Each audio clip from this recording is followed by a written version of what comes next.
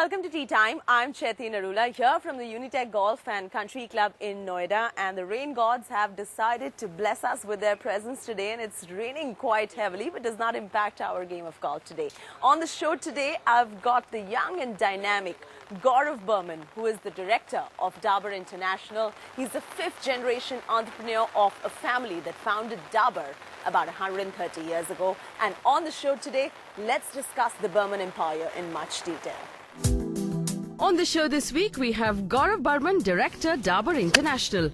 Encouraged professional management to come into the businesses because we believed that we wanted to hire the best talent possible to do the job. And in news, Josh Luton hangs on for a one-shot victory at the Wales Open. And Paul Goydes wins the Hawaii Championship, his first Champions Tour title.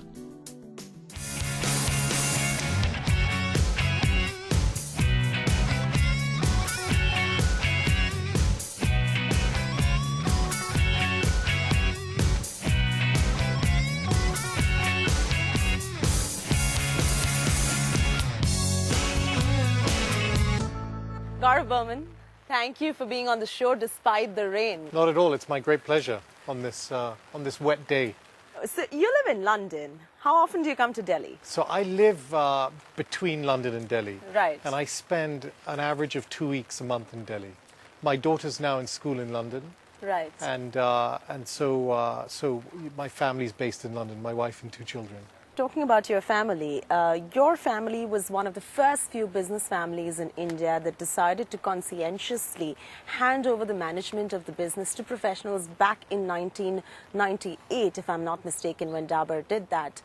Is that one of the most important reasons that you have been able to keep the family conflicts at bay? Was it a conscientious decision to do that? It was not the reason we did that. Right.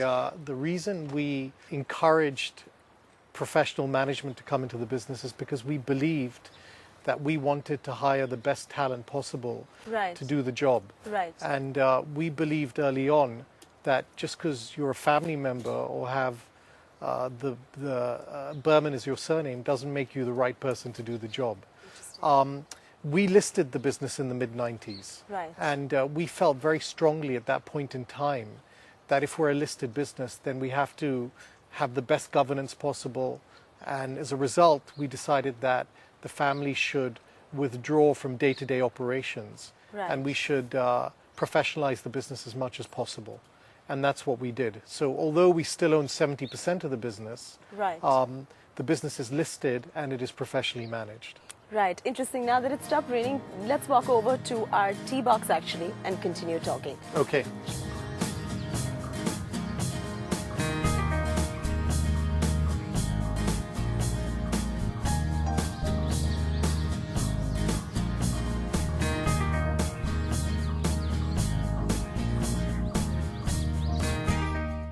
So Gaurav, what prompted you to be a part of the Dabur Empire? Was it by default? If not, were you expected always to be a part of the Dabur Empire? What if you wanted to be a professional, maybe a lawyer or a doctor? Was that something which was unacceptable from the family?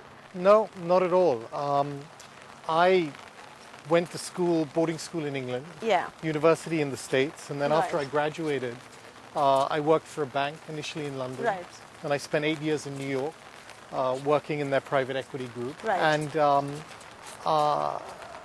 really it was the opportunity that India offered. And all of my family members, including myself, we were never forced to come into the business. That's lovely. And a lot of us aren't in the business directly. So for instance, what I do is I manage my family's investment program. So when we listed the business in the mid-90s, we promised our shareholders that we would dividend 50% of our net income every year. And we stuck to that. And we continue to do so. And given the family owns 70% of the business, that creates a pool of income to the family. And we decided as a family that we would invest that together. And we would look to invest in businesses that we could grow and hopefully for future generations build the next Dabur and the Dabur after fabulous. that. So whereas you could argue that I'm involved in the family, I really manage an investment program that's outside of our core business, which is Dabur. Sure, and healthcare at home in India has been your baby from the start. What prompted you to make that decision to move into the healthcare space as such in India? I mean, of course, India offers a cost advantage over other countries in the world as far as this space is concerned. But apart from the obvious reason, what prompted you to get into this business? So we view ourselves as having been in healthcare for a long time. Right. You know, Dabur obviously has many healthcare elements. Sure. It's an Ayurvedic business at the end of the day. Right.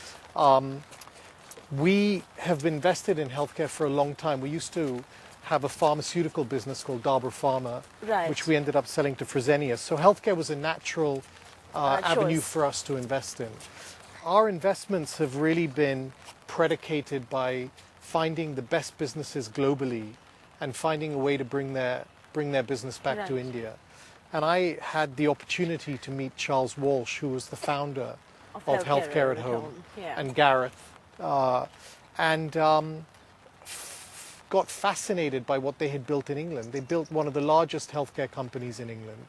And their view was that for many ailments, for many conditions, home healthcare is a better alternative than the traditional hospital environment. Right. And we felt as a family that India was a natural fit for that kind of ideology. In Right. India, we have a lot of the elements that make home healthcare a very sensible option for consumers. So I believe your revenue target for healthcare at home in India is 500 thereabout crores by the year 2018. What is the plan of action and how long before you achieve more traction as well in this business? So we launched the business nearly 2 years ago. Right. And we've been very pleased and very excited about the progress we've made. Right. The acceptance of the idea has been better than we expected. Right. And we've treated thousands of patients already. A lot of those patients would have really suffered had we not been able to offer the care that we've been able to offer. And it's only made us more confident that we can build a very big business here. Right. And so we're putting as much resource as we possibly can. We have a phenomenal team leading the business. Right. And we're very confident that we're going to hit the targets that we've set out. Right. So we tend to take a very long-term view on our businesses rather than look at 2018 as a goal. But the revenue target for your top line seems to be about 500 crores by 2018. And are you on track with that target that you had set about 2 years ago when you started the business? yes, it's early days, but the business is growing much faster than we Right. expected. Right.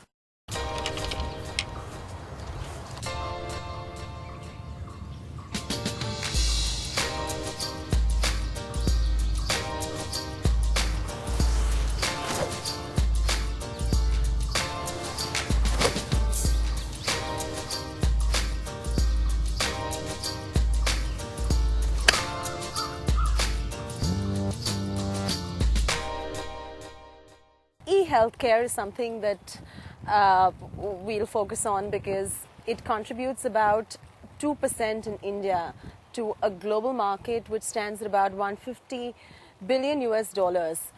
Do you see the share of India as far as e-healthcare is concerned poised to increase from here on with more players like you coming into the market, into the space like this? Our mission in Healthcare at Home is to deliver the best healthcare we can Right. to the patient at home.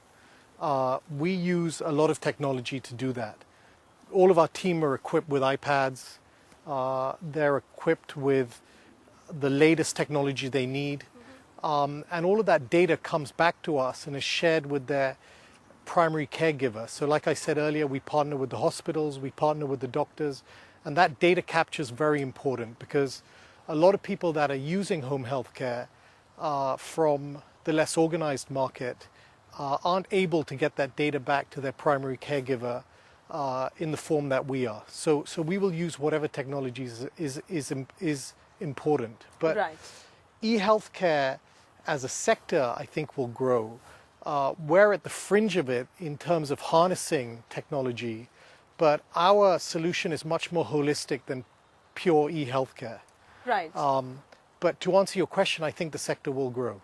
Now, you are the director for Dabur International, and I'm going to come back to your FMCG business. And while that's doing fantastic, as we've seen with the numbers as well, Touch wood. Absolutely. The family, though, is investing a lot in diversifying into businesses like F&B. You've got Light Bite Foods, you've got hospitality, you've got automobiles, you've got sport. How much more are you planning to diversify, and which sectors really? And does that also take away some level of attention from the FMCG business?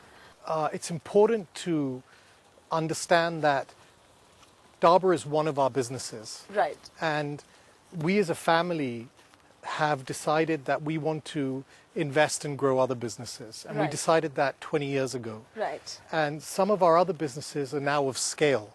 Our insurance operations, our financial services investments. Equity broking and all of that. Equity broking. You know, we recently were lucky enough to take a stake in Experian, which is a bureau business in India. We have several joint ventures in the financial services arena. So we don't view it as diversification. We view it as a family. We have a diverse array of investments. Right. But our core business and our oldest and by far most successful business in our heritage is our FMCG business. So clearly that's the business that we all keep a very watchful eye on. However, like we discussed earlier, we have a phenomenal management team and we have complete trust in them, and they're doing a great job. So what new really with Dabur now? Any acquisition plans on the anvil? Any expansion plans? Any more additions to any of your product portfolios? What next? You know, I'm not directly responsible, nor do I have a day-to-day role in Dabur. So that question is probably best asked to other people. But the business is growing. We're highly cash generative. We're not levered. And we're very well positioned to take advantage of any opportunity that comes up. Interesting. On that note, it's a good time now for us to take a break right here on TeeTime. On the other side, let's understand why has Gaurav really stepped down from Elephant Capital as well, and what really next for his career. Stay with us. Thank you for staying with us on TeeTime, and welcome back. We're still in conversation with the scion of the Dabur family, really, Gaurav Burman.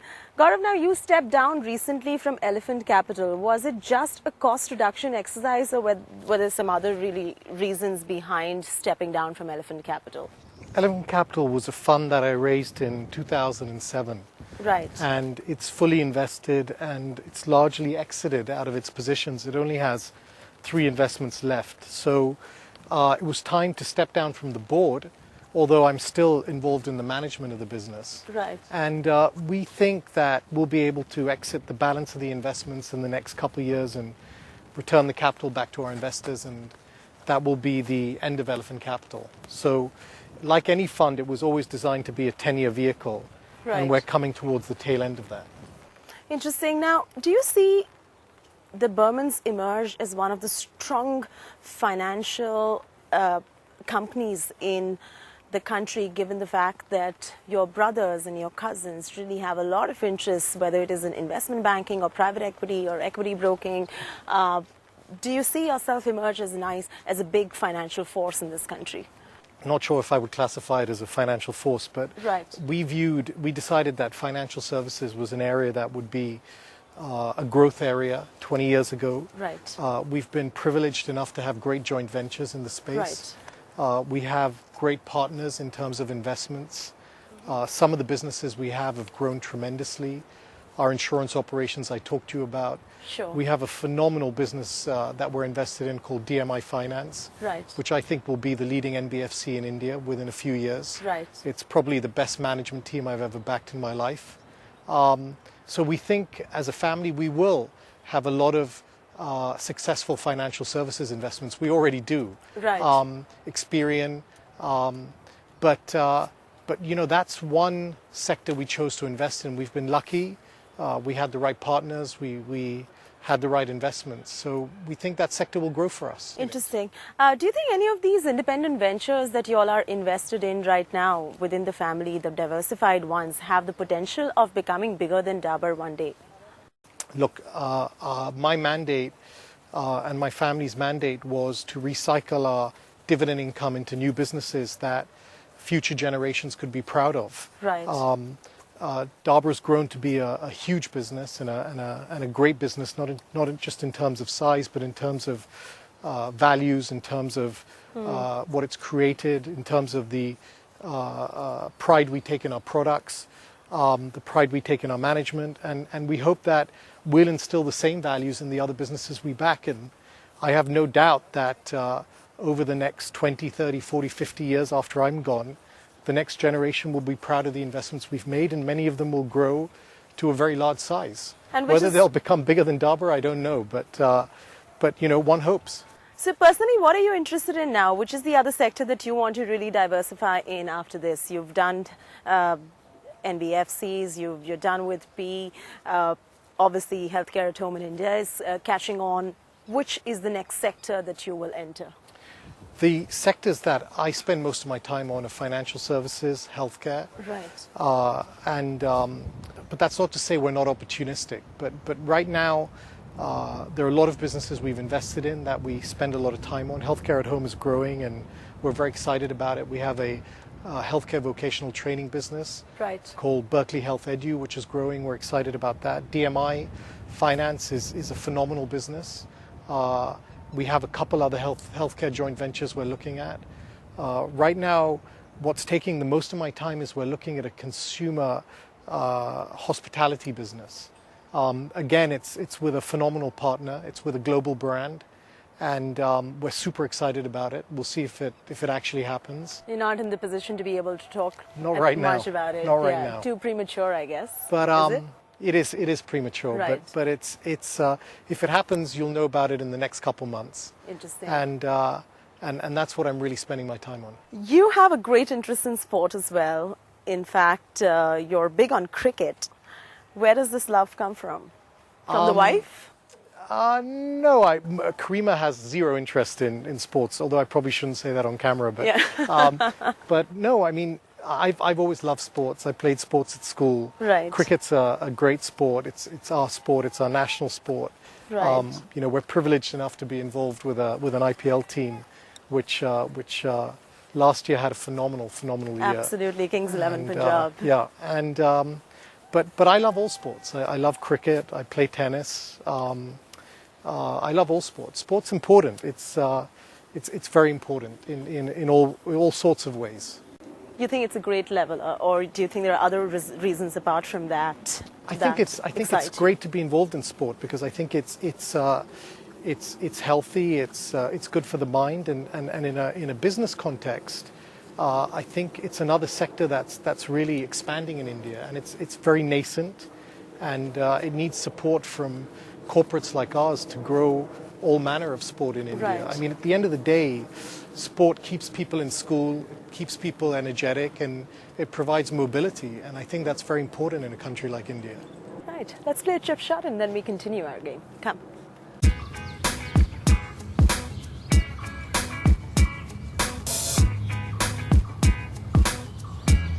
Oh, beautiful.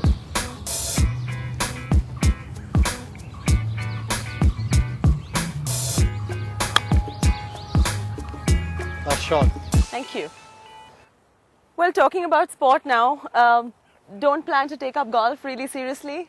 I should. I mean, you play really well. I mean, for somebody who's not been in practice, it was really nice. You're very kind. Not at all. I would love to take up golf. Right. I just need to find the time.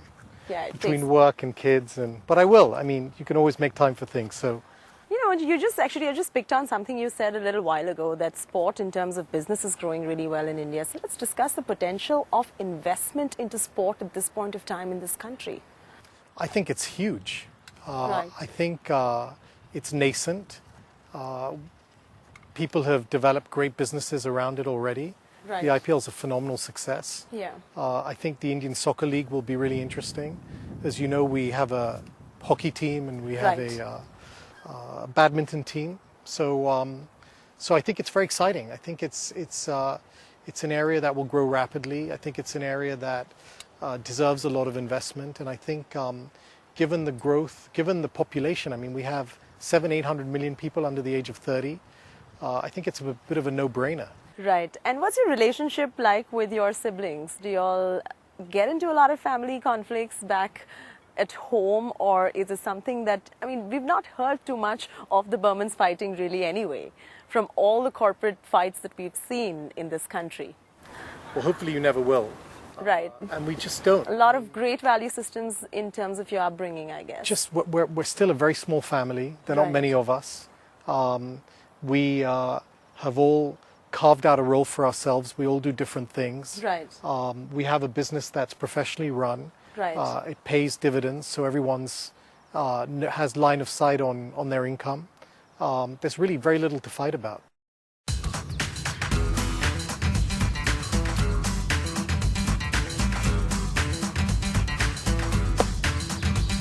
Oh, nice. Can you finish it?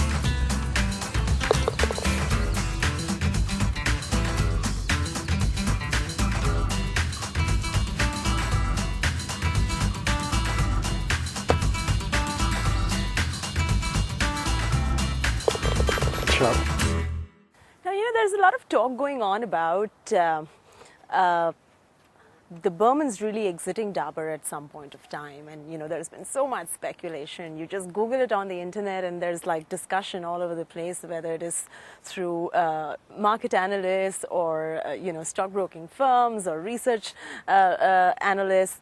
Everyone's talking about it. What is your take? Let's hear it from the horse's mouth, really. Will the Burmans ever exit Dabur? I can't see that happening. At all, right?